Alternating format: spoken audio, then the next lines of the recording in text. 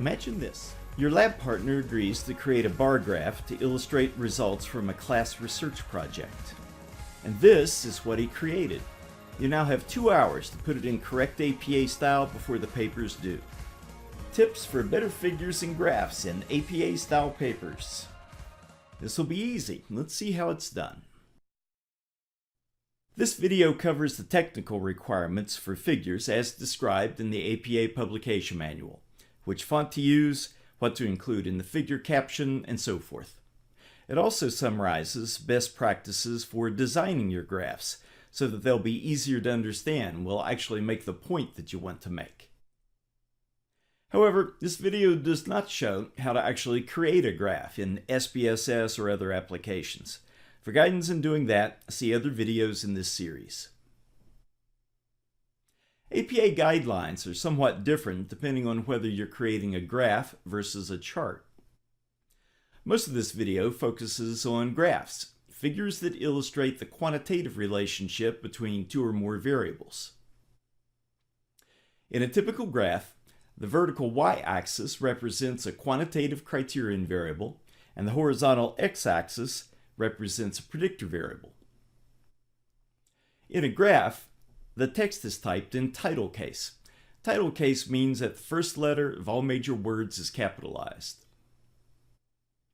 For example, this is a type of graph called a scatter plot. It illustrates a relationship between healthy diet behavior and healthy diet self-efficacy. Both constructs are quantitative variables. You can see that the y-axis title is in title case. First letter of each word is capitalized. Same is true for the x-axis title. If a figure is not a graph, it's probably a chart, an exhibit that consists of non-quantitative information. The text in a chart is typically in sentence case, which means that only the first letter of the first word is capitalized, as if it were a sentence. A good example is a flowchart that illustrates progress of participants in an investigation. Here's an example. You can see that within a box, the text is in sentence case.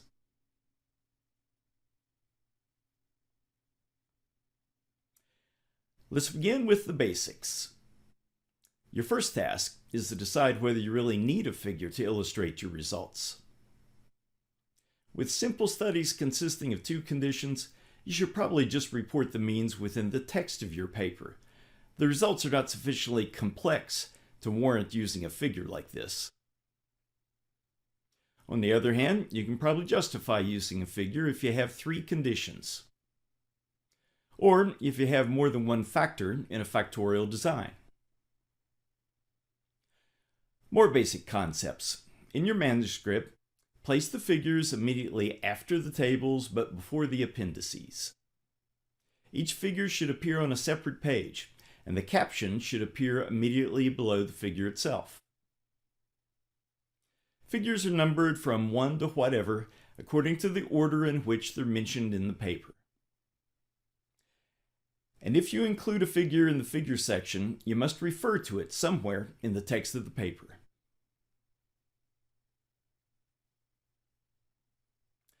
A lot of graphs are hard to understand, or don't tell us much, or mislead us into believing things that aren't exactly true. But it turns out that there are some simple tweaks that will turn mediocre graphs into better graphs. Let's look at the top 6 tips. Tips 1 and 2. Everything in a graph should be in high resolution and should be large enough to read without straining.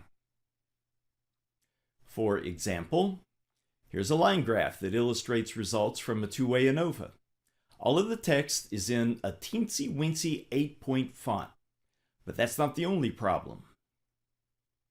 The identifying icons, those little circles and triangles that are used to represent means, are too small to clearly distinguish. And if they're hard to see now, what's going to happen after the figure's been reduced in size for publication? This is better. The triangles are now much larger, And the circles are not only much larger, they've been given a white fill so that they're easier to distinguish from the black triangles. Plus, the circles are now on a dashed line. Plus, all of the text is now much larger. Tips 3 and 4. A given figure should be self-contained and easy to understand. In this context, self-contained means that readers don't have to comb through the text of your paper to make sense of the figure. The figure itself provides everything they need. Units of measurement like centimeters and millimeters are clearly identified, and unfamiliar abbreviations are explained within the figure itself or in the figure caption. For example, the y-axis title in this figure, in case you can't read it, says TV viewing, and the values on the y-axis are numbers, such as 670 and 700. But what do the numbers represent? A score of 670 on some questionnaire? Something else? And why are some of the bars white and others gray? What does that represent? This is better. The y-axis title now tells us that the values are minutes of TV viewing per week. Now there's a legend that tells us that the white bars represent men and the gray bars women. The figure even tells us how many people were in each subgroup, as well as the total sample. Tip number 5. Don't be misleading. There are all kinds of ways to be misleading, though this figure illustrates one of the most common culprits.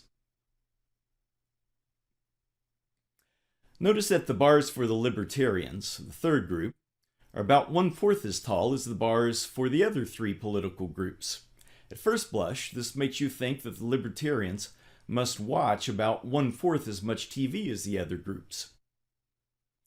Until you notice that the y-axis values don't begin at 0 minutes. They begin at 670 minutes. Apparently, this graph is showing just the tops of the bars for each group, creating the impression that the differences are greater than they actually are. There are several acceptable approaches for making the graph less misleading, but the easiest is just to revise the scale of the y-axis so that it begins at 0 minutes rather than 670. You can still see that there are differences between the 4 groups, although now they're not nearly as exaggerated. Tip number 6.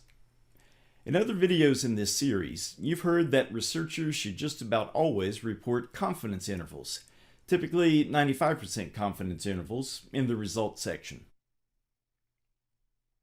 An excellent way to do this is to add error bars to your figures, error bars that graphically illustrate these confidence intervals.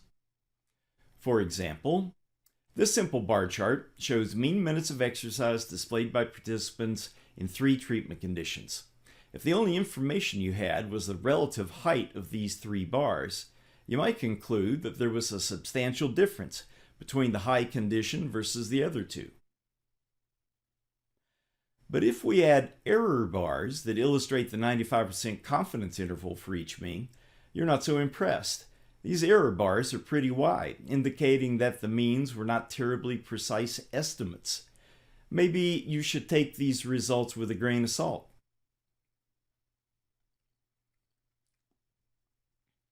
Theoretically, error bars might represent anything. 95% confidence intervals, 99% confidence intervals, 1 standard error, or other measures of variability. That's why figures should always tell readers just what's represented by these error bars. This figure does so in the figure caption. Speaking of figure captions, this is a good place to make some technical recommendations. The figure caption is the text that appears below the figure.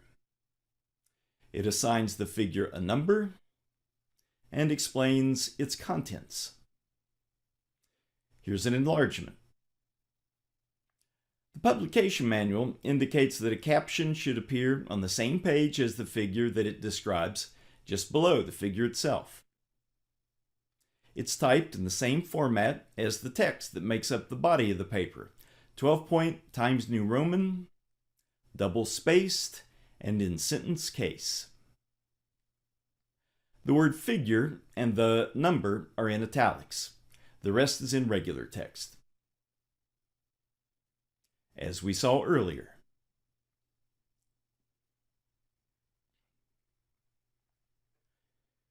We've just seen that the caption that appears below the figure should be in a serif font, such as Times New Roman.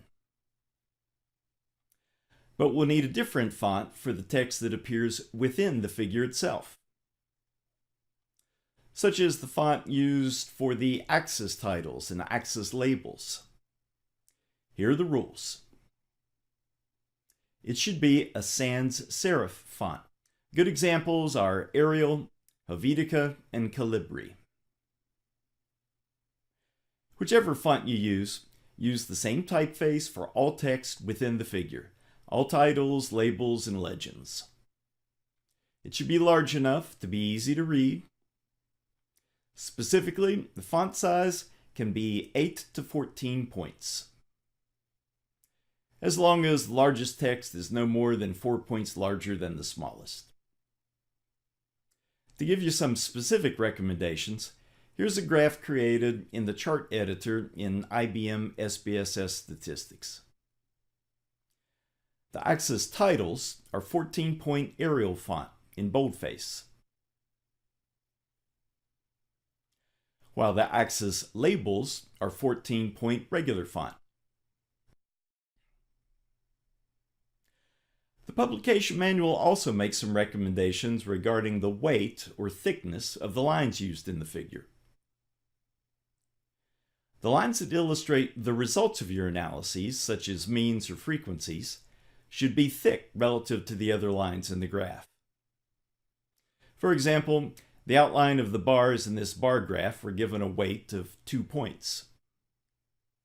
In contrast, lines used for axes and tick marks should be thinner, maybe 0.5 points or so. These are just general recommendations. If you're preparing a manuscript for publication, always check with the journal's submission guidelines to be sure. There's a lot more about charts and graphs in Chapter 8 of my book on the APA style. It discusses 10 different types of graphs and shows how to select the most appropriate one for specific situations. See the link below for details.